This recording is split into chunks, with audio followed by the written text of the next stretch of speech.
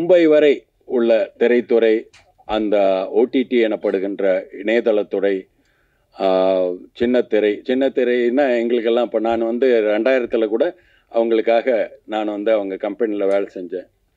நான் வந்து ஒரு சிலரை முதலாளிகளாக நினைக்கிறேன் என்றால் அவரும் எனக்கு ஒரு முதலாளி. ஆனால் எங்கள் வீட்டு குடும்பத்தில் ஒருத்தர் சகோதரி,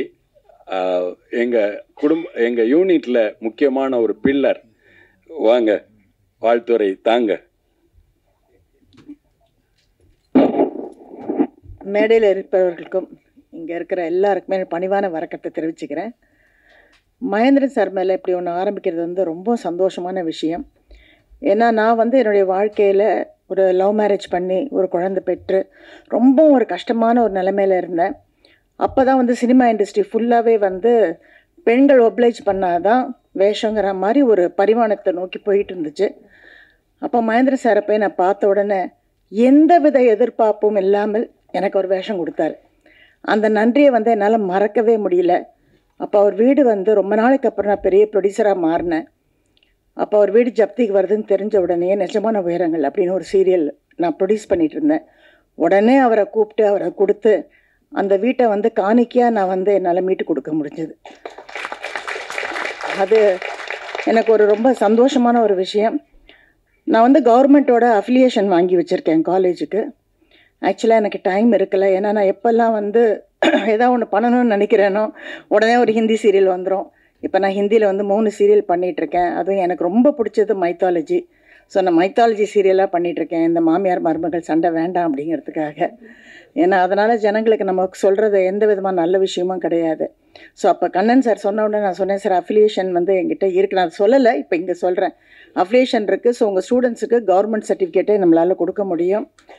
அது மட்டும் இல்லை, இதை வந்து இன்னொரு விஷயமா நான் சொல்லணும். எனக்கு ரொம்ப நாள் ஆசை, Balu Mahendra sir, Mahendran sir, Balachander sir, இந்த மாதிரி ஒவ்வொருத்தர் பேர்லேயும், சாந்தராம் அவர்கள், குருதத் அவர்கள், இப்படி எல்லார் பேர்லேயும், சத்யஜித் ரே அவர்கள் ஒரு award, pan India award function ஒன்று நடத்தணும்னு எனக்கு ரொம்ப ஆசை. வருஷம் நடத்தணும்னு. ஸோ நான் கண்ணன்ட்ட சொன்னேன், இவ்வளோ நல்லா பண்ணுறீங்கன்னா please conduct an award function.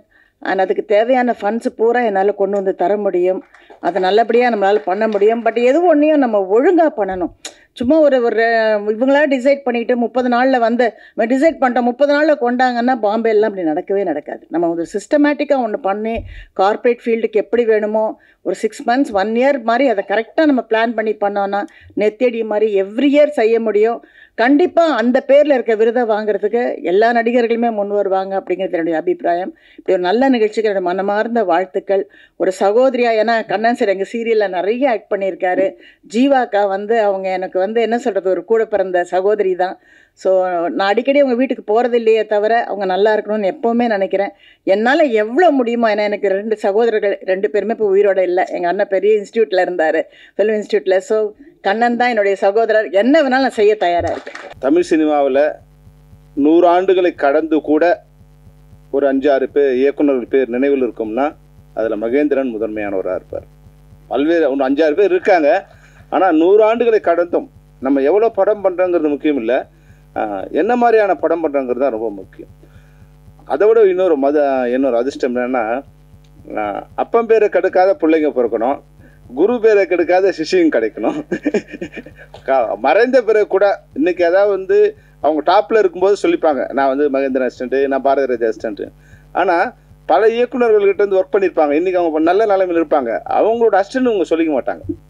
அப்போ கலைமணி சார் என்கிட்ட ஒரு தடவை சொன்னார், நான் உதவியாளர் இருக்கும்போது, அவர் ஒரு பெரிய ஹீரோ மிகப்பெரிய இடத்துக்கு வர்றதுக்கு அவர் முக்கியமான காரணம்.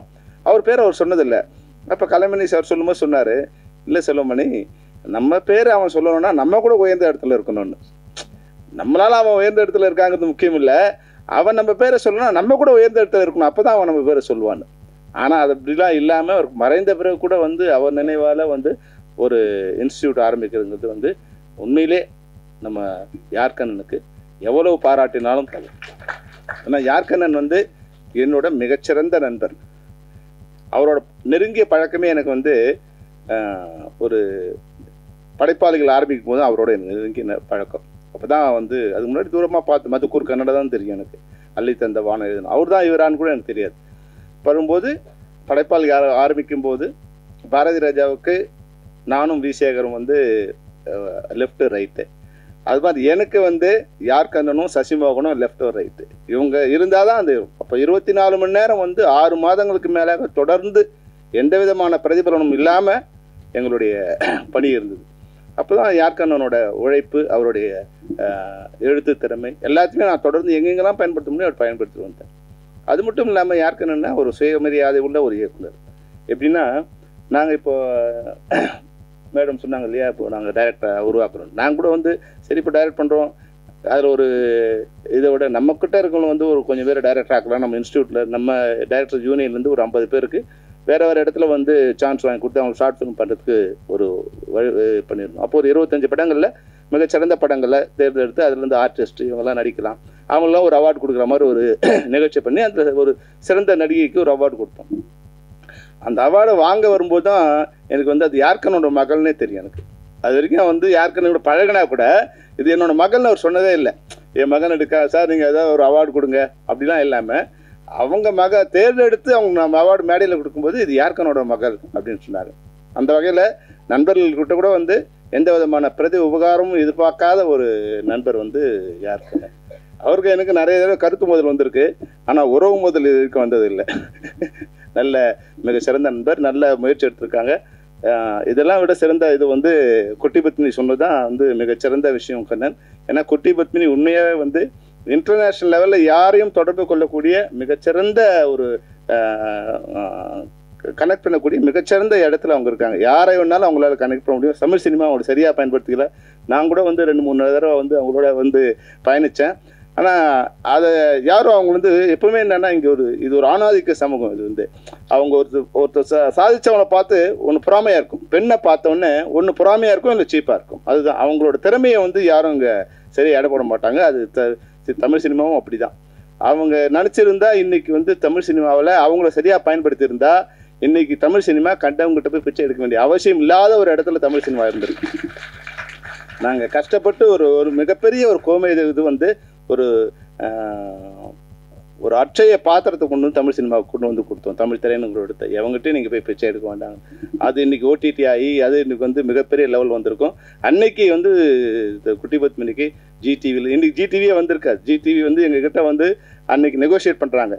தமிழ் திரை 49%, தமிழ் இவங்க ஜிடிவி 51%. நாங்கள் ஆரம்பிக்கலாம், நம்ம சேர்ந்து ஆரம்பிக்கலாம், நம்மளே ஜிடிவியே வேண்டாம் நீங்களே பண்ணுங்கன்னு கூட. ஆனால் அன்றைக்கி இருந்தவங்களுக்கு அதனோட வேல்யூ தெரியல, எங்களோட வேல்யூவும் தெரியல, எதிர்காலத்தோட வேல்யூவும் தெரியல. இன்றைக்கி வந்து எங்கெங்கேயோ போய் கை கட்டி நிற்க வேண்டிய இடத்துல தமிழ் சினிமா இருக்குது. அந்த வகையில் வந்து குட்டி பத்மினி சொல்லியிருக்காங்க, நிச்சயமாம்மா நீங்கள் வந்து உங்களுடைய இது வந்து கண்ணனுக்கு கொடுங்க. அந்த சர்டிஃபிகேட்டுங்கிறது ரொம்ப முக்கியமான, வேலிடேஷனுங்கிறது ரொம்ப முக்கியமான விஷயம். அது யார் வேலிடேட் பண்ணுறாங்கிறத வச்சு தான் அந்த ஸ்டூடெண்ட் வெளியே போய் சொல்லிக்க முடியும். அந்த வகையில் கஷ்டப்படாமல் உங்கள்கிட்ட வந்து இன்றைக்கி ஒரு மிகப்பெரிய லக் அடிச்சிருக்கு இந்த மேடையில். அந்த வகையில் குட்டி பத்மினிக்கு நன்றி. அவங்க சொன்ன விஷயத்தை கூட நாங்கள் ட்ரை பண்ணுறோமா. அந்த அவார்டு உண்மையாகவே வந்து தமிழ் சினிமாவிலேருந்து மிகச்சிறந்த இயக்குனர், இந்தியாவில் இருக்க மிகச்சிறந்த இயக்குநர்களை தேர்ந்தெடுத்து அவங்கள ஒரு அவார்டு கொடுக்குற இது வந்து நிச்சயமாக நாங்கள் முயற்சி பண்ணுறோம். நீங்கள் கூட இருந்து நீங்கள் ஹெல்ப் பண்ணுங்கள்.